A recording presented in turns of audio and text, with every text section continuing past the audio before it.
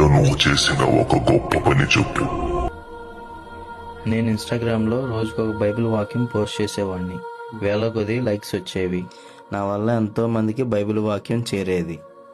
కానీ ఆ వాక్యం కింద ఉన్న కామెంట్లలో నిన్ను ఎవరైనా విమర్శిస్తే వాళ్ళని దారుణంగా తిట్టావు కదా.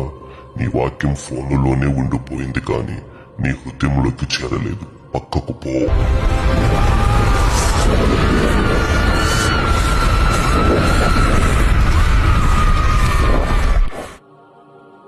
నువ్వేం చేసావో చెప్పు. అయ్యా, నేను చర్చిలో పెద్ద మనిషిని. అందరికీ దేవుని గురించి చెప్పేవాణ్ణి. పాపం చేయొద్దని ఊరంతా తిరిగి సువార్త చెప్పేవాణ్ణి. మరి నీ ఇంట్లో నీ భార్య పిల్లలతో ఎలా ఉండేవాడివి?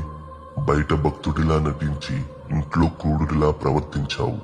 పైకి భక్తి గలవాడిలా ఉండి దాని శక్తిని ఆశ్రయించిన వారంటే నీలాంటి వారి. నువ్వు కూడా పక్కకి పో.